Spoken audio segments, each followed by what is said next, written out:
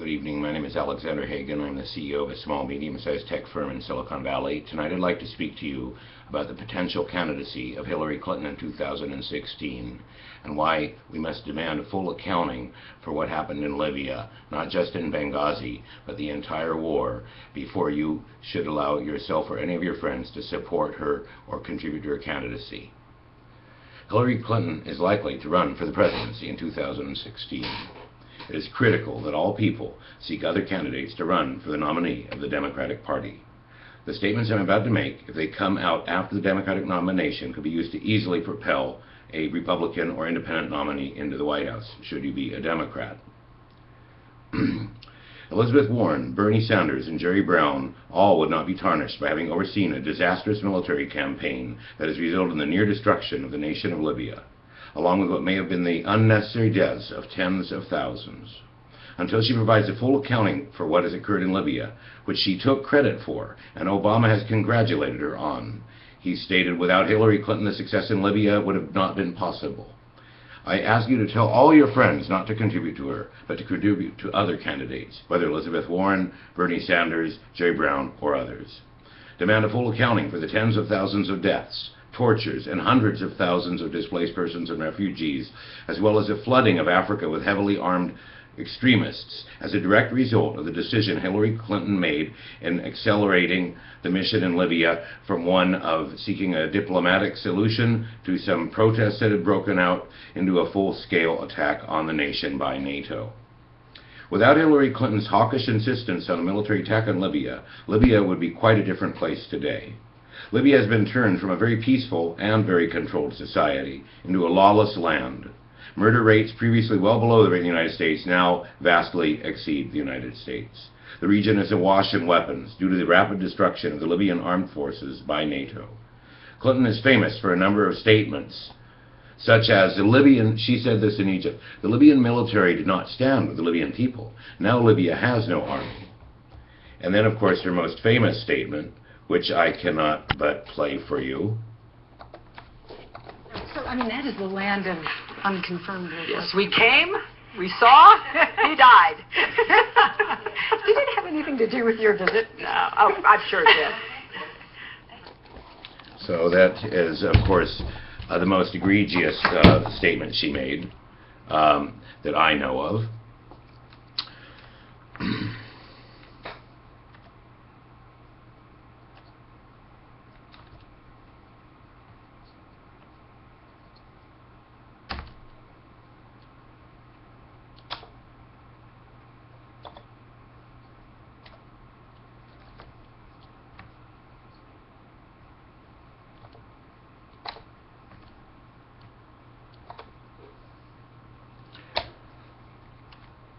Hillary Clinton, Samantha Powers, and Susan Rice were absolutely key to the destruction of the Libyan Armed Forces.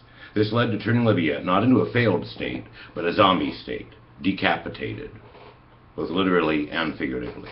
Regardless of whether you're a Clinton supporter or not, the level of destruction and destabilization of Libya is shocking. A country of 6 million, now perhaps closer to 5 million, about the size of New York City's population, underwent 28,000 NATO sorties, 8,500 of which were aerial attacks according to their own accounts. Tens of thousands are dead, hundreds of thousands are displaced, tens of thousands have been placed into concentration camps run by local warlords. Massive ethnic cleansing of black people has occurred. Tens of thousands are in vigilante prisons run by local warlords where torture to death is common. The accusations of rape that initially came out, orchestrated some sort of disinformation campaign, it seems, by a group in Switzerland that was orchestrating the overthrow of Libya, were proved unfounded against the Gaddafi supporters. However, rape has been used as a weapon by the extremists who have taken over Libya through raw force. It cannot be underestimated how much human suffering followed upon the destruction of Libya. Additionally, if you go to the BBC website and just search for the word Lockerbie, you will find many disturbing things that indicate that Libya may have had nothing to do with Lockerbie, and in fact it was a man named Mr. Talb, T-A-L-B, an Egyptian, who is probably responsible, and that certainly the bomb fragment was falsified by the CIA. Just go to the BBC website and search for the word Lockerbie. Also look at Lockerbie Truth. I never looked into Lockerbie during the war because I didn't want to open that can of worms, but I've now found out that Lockerbie appears to have been a very disturbing situation that involves U.S. Intelligence having paid off by millions of dollars this tailor in Malta, who's completely uncredible, and in fact the Pan Am facility in London Heathrow was known to be insecure and had been broken into. So the whole story falls apart, and most Scots don't believe that Megrahi had anything to do with the bombing, the man who was accused of it and jailed for it. And why Gaddafi agreed to settle with the victims in order to lift the embargo is a interesting question. So even Lockerbie falls apart upon examination now. Ms. Clinton must provide a full and detailed explanation for this enormous disaster that was inflicted upon Libya and Africa and the world. Why was this gross miscalculation made? I speculate that it seems that powerful perhaps are so full of themselves that they are careless with the lives of the common people. In addition, the United Nations Resolution 1973, used by NATO to justify their 8,500 aerial bombing runs on Libya, was authored by Clinton's State Department. Clinton, no doubt Samantha Powers, and Susan Rice. Instead of a ceasefire and a humanitarian protection resolution, in fact it was used as justification to make NATO the primary belligerent against the Libyan state and to completely liquidate the armed forces. The rebels, as they are called, did not overthrow the government. It cannot be called a revolution. It was regime change imposed by outside forces with enough inside support for the government to be driven into hiding, exile, and now the murder, day by day, of anyone suspected of having been involved. It reminds one of the early imperialist activities here in the United States, where the heads of Native American tribes were picked off one by one until there was no one left to fight. Of course, that's a highly subjective feeling that I have.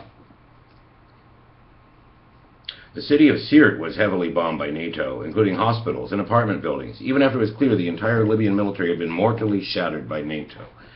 To give you some idea of what this looks like,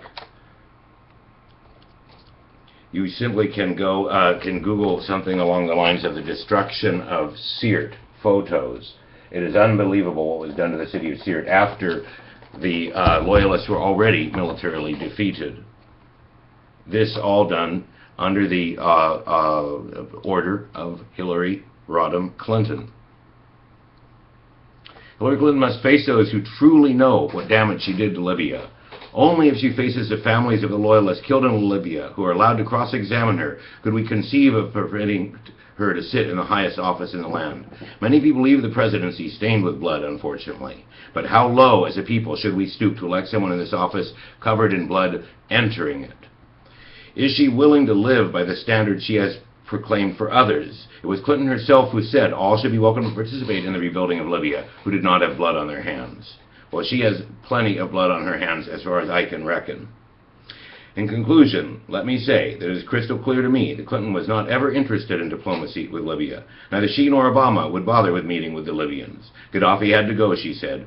Who is she to make that decision? And how do you negotiate with someone who is gone?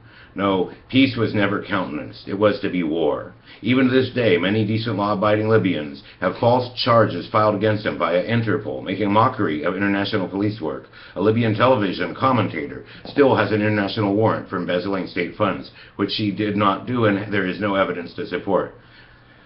The Libyan invasion, the mechanics of manipulating the International Criminal Court, Interpol, the international media, and the United Nations, the efficient liquidation of the men and women serving their armed forces was remarkable, both in its cruelty and efficiency. So I ask you to tell your friends, tell your coworkers, tell your family that we must not vote for Hillary Clinton. We must not provide a penny of support for her campaign, because this issue will haunt you. My name is Alexander Hagan. Good night and good luck.